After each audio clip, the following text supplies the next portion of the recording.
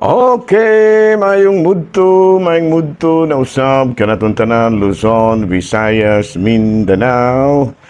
Mayong mudto Philippines, may mudto world, may mudto universe. Ana na punta mga higala dili nga tong tulumanon sa kahanginan CNA Catechesis on Air ug ako lang gihapon kini inyong ubos nga alagad Reverendo Padre Edwin Academia Acab. Abi na adlaw no usab karon nga Miyerkules, pizza 10 na kini sa bulan sa Abril tuig 2024 o padayon kita mga higala sa ato nga mga buhatonon ni ining kamudtuhon.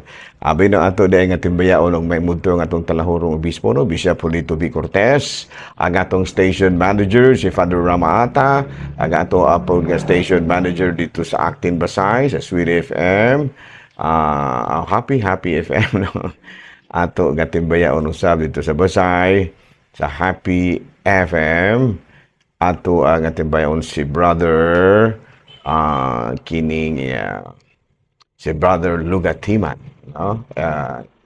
Apoy na hingala no og ato po di ay gatimbayaon wang higala og mayong mudto ang atong tanan nga mga kaparian no. Kumusta na no nga atong mga kaparian, mga kamadrihan, ang ato apong mga lay ministers, kumusta na atong mga laymen no? Sa mga sinutihan pa na sa atong mga kaigsunan no nga mga laymen ano minubo sa lay minister laymen lahala no padayon ta sa ato ang mga buhatonon nato buday nga tibayaon og may bunto nga atong mga sakristan no nga ato ang mga miyembro sa Legion of Mary, ang atong mga kaigsunan nga miyembro sa nagkalain-laing mga church and mandated organizations. Kumusta naman no? Nang hinaot kita nga ana kamong tanan sa Kapiskay Panglawas. Salamat kayo sa tagatayasan gahapon mo higala no. Nga sa atiman migmayo dito sa amo ang meeting no sa ato ang among meeting dito sa among vicarial no ato ang vicariate no Santo Tomas ya dito mi na kuan nag-meeting dito sa function hall sa public market. Aircon mahigala, patsada kayo nga lugar, umayipod kayo ang accommodations, no? So, bada nga salamat kayo, no? Tagatayasan, pinanguluhan sa ilahang kuraparuko dito, si Padre Juju Abiliar, no? Kumusta na, no? Nya, ato po gatibayaon og may mudto ang atong mga kaigsunan nga mga kaparian, Lukop, Kabisayan ug Mindanao nga maabot sa ato ang pagsibya.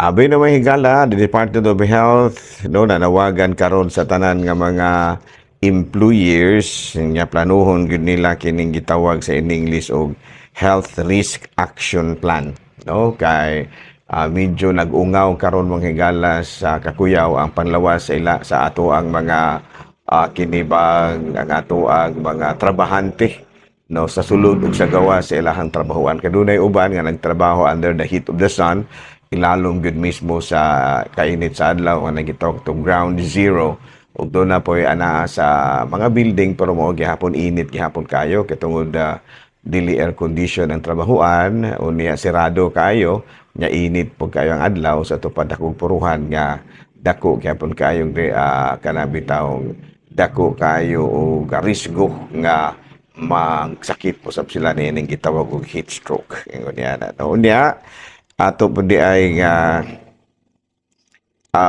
giila no nga dako usab kayong problema karon kining gitawag nato og kining gitawag nato El Nino no unya gani aduna nay 32 ka mga probinsya lukop nasod nga nagpahigayo na o kining gitawag nato og kining calamity no kana nagdeklara na og calamity, declaration of calamity nga naman tungod lagi sa kainit na kaayo. Nya to dahil kanang iampo pod mga higala no nga ato mga panday ang ato ang mga agricultural workers no nga ato ang mga magbabaol ug uban pa nga nanrabaho din as pangyuta no. Tungod lagi kay matud pa no hilabihan yung inita nya nag-anam na og kauga ang atong mga tinubdan sa tubig. Unya karong adlaw di ay Edel Peter no usa sa mga gitawag nato og holiday sa mga Muslim natong mga kaigsunan no atong mga Muslim brothers and sisters no karong adlaw ang ilaha usab nga gitawag nato og kining Idel Peter, no? Idel Peter kagahapon kuan man to, araw ng kagitingan, no, or the fall of Bataan, no? Karon Pizza Jess, kuan Pizza Jess mga higala, kuan kanang gitawag na to og Idel Peter karon.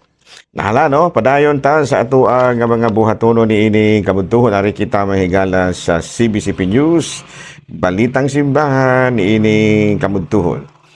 Si ang ato ang kanhi Arsobispo sa Manila, sa Archdiocese of Manila, si Cardinal Chito Tagle nanawagan karon sa mga ginikanan nga kung mupili gani sila o kining maninoy o maninay sa ilang mga pabunyaganan nga mga anak, mao ilahang pilion katong mga maninoy o maninay nga modelo sa pagtuong Kristohanon, no, that they should seek or choose kining gitawag nato people with kining who are models of faith.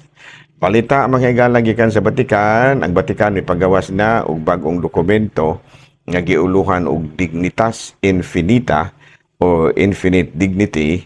Niini gihingusgan sa maong dokumento gikan sa Batikan nga tahuron yun sa tanan ang dignidad sa tao, babae man o lalaki. Mao kadto mga higala ang mga balitang simbahanon niini kabuntuhon ug ari kita mga higala sa atong Saint of the Day. Bueno, karong adlaw mga higala no, ang atong Saint of the Day sigon diri sa atong listahan unsa matarong adlaw April 10 ang ato karon nga santo April 10 sigon diri sa ato ang listahan. Pwede mahigala ha atong paklion ang mga panid sa kasaysayan. Panid sa kasaysayan mahigala no. April 5, April 9 kagahapon Saint Casilda ug karong adlaw ang ato ang santo mao si Blessed James Oldo. April 10 no. Kini si Blessed James Oldo taga kini siya Milan, Italy. No, Milan, Italy ug sigon diri sa ato ang nabasahan usa kini siya kamembro sa usa ka wealthy family. Nya naminyo unya aduna say tulo ka mga anak no. Two of his children died and of course nahimo siyang secular Franciscans. Nahimo siyang Franciscans for dili sa clergy. Unya matud pa he cared for sick priests and sick persons, praising prisoners of war, and died 1404 contacting a disease from one of his patients. No, si James Oldo gina-beatified niya itong 1933. Sa ato pa kuanday ni siya kanang gitawag na to secular Franciscan kanisang mission mao ang pagatiman sa mga pineriso, mga masakiton ug gani ang iyang namatyan mao ang natakdan siya sa usa sa mga tao nga iyang giatiman. Nahala no, padayon ta sa ato ang mga buhatonon ato day nga timbayaon ug mayong mudto nga ako ang Gawix din sa Kalumbuyan, no? Si Gawix, no? Si Gawix Christian Durango. Okay, so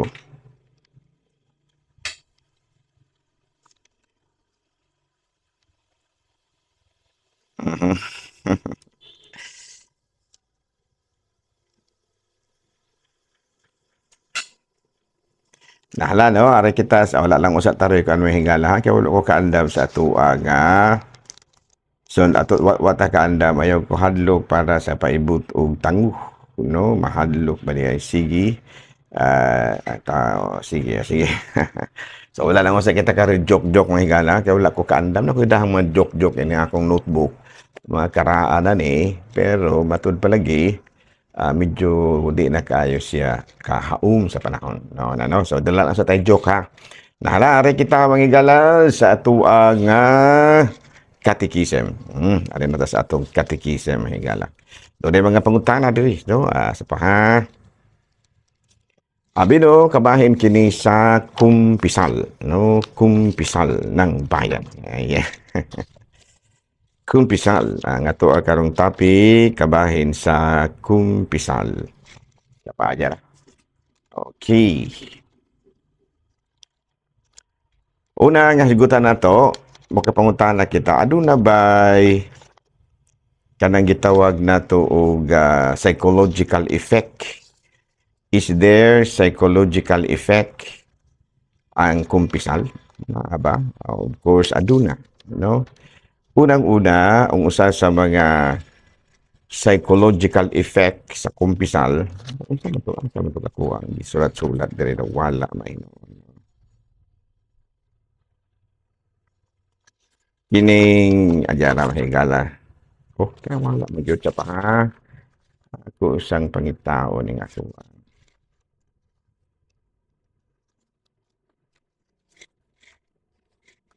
Sa pamangil ka di mahigala ha.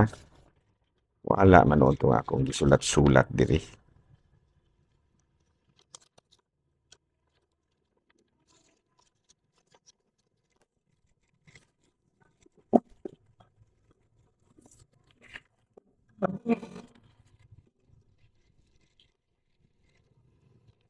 Okay. Okay lang sa kadla mahigala ha. Kini ka busy na to mahigala. Sahay. Malibot na tayo ni. Mahigala asa na to gibutang to ga atuang nga. Okay. Bakit ato diri? Okay. Yan na mahigala. Ako na nakita na. What are the psychological effects of confession? Ayan, no? Acceptance of mistakes, experience, betterment of personality, and conversion. Ito pa kiniday ko nga, muangkon bito tato mga sala, na maghinulsul kita, muna gitag bito sa English mahigala, and the truth will set you free, maka-experience ko tag betterment of personality, and conversion. Muna, no? Sa ito pa, usa sa mga benepisyo nga kanang bitawang gitawag na to og tinud-anay gyud nga pagpangumpisal. Mao kining gitawag na to betterment of personality and conversion. Mata do pa mo kuan ka na bitang mo arang-arang ang imong klase sa pagkatao, sa imong personalidad ug nga manusab adunay kabaguhan. Unya, kini pong muangkon ta sa atong mga sala maghinulsol ta unya mangumpisal ta makapa-improve pud kini og physical and mental well-being.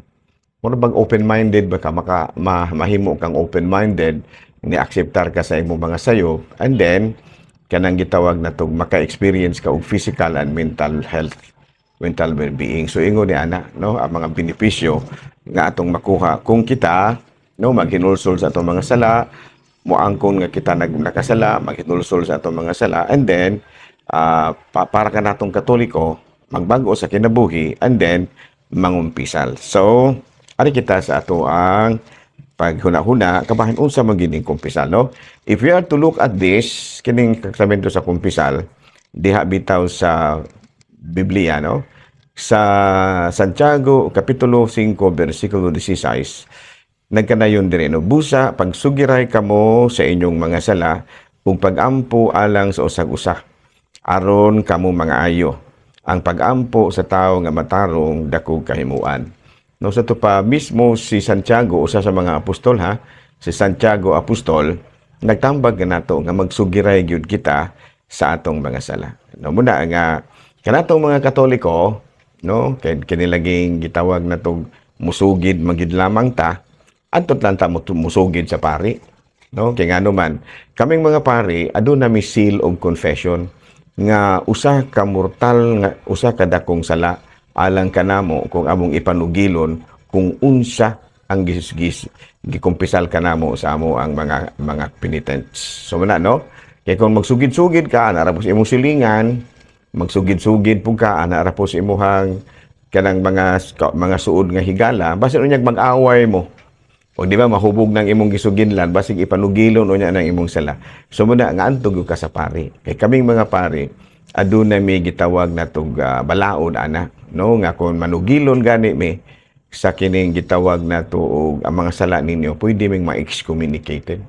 So muna nga matud palagi ni Santiago pasugiron malagi sa ato mga sala No, mo nang adto na po lamang punta mo sugid sa atong mga sala sa mga pari kay at least safety nga dili ato pa na i-divulge ang ato ang mga sala. Unya ang pari pod sigon sa atong mabasa sa Biblia napasahan pod sa katungod sa pagpasaylog sala kay mga apostoles doon na bayay unya si Jesus miingon sa mga apostoles pag-usab mainyo unta ang kalinaw ingon nga gipadala ako sa akong amahan, ako usab nagpadala kaninyo. Gisulti niya kini unya iya silang gihulpan ug giingnan. Dawatan ninyo ang Espiritu Santo. Kung ang mga sala, kung ang ilang mga sala inyong pasayloon, gipasaylo kini. Kung ang mga sala dili ninyo pasayloon, dili usab kini pasayloon. Sato pa mismo ang mga apostoles gitagaan og katungod sa atong Ginoong Jesucristo pagpasaylog sala. Apostoles ha.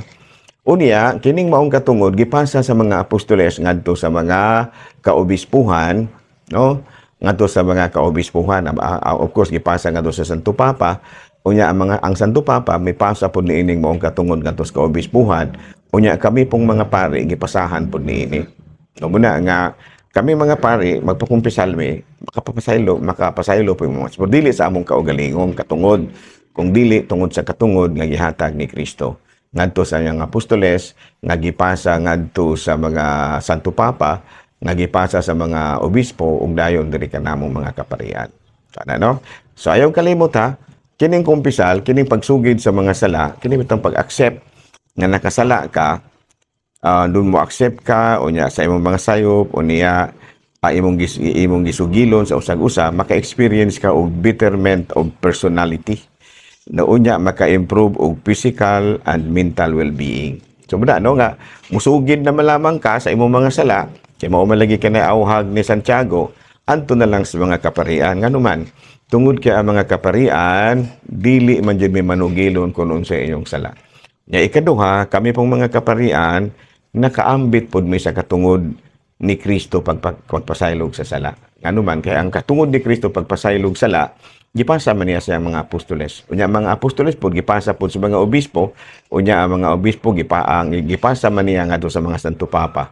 Unya ang mga Santo Papa pod gipasa ngadto sa mga obispo ug dayon gipasa pod diri kanamo. May gitawag nato og sacrament of ordinasyon kanang paghatag paghatag og katungod orden order paghatag og orderation or orden sa pagkapari klaro ba so nga kita isip mga katawhan sa Dios unikamot kita no nga mudawat kita sa sakramento sa kining gitawag sa in English og kining kumpisal no kay sa kung atong basahon sa laing mga parte sa Biblia no gihatag baya ang mga apostoles gitagaan baya katungod pagpasaylo no matud pa diri no busa sultihan ko kamo ang inyong idili dinhi sa yuta idili usab dito sa langit ug ang inyong itugod dinhi sa yuta itugod usab dito sa langit kanya kun atong basahon diri sa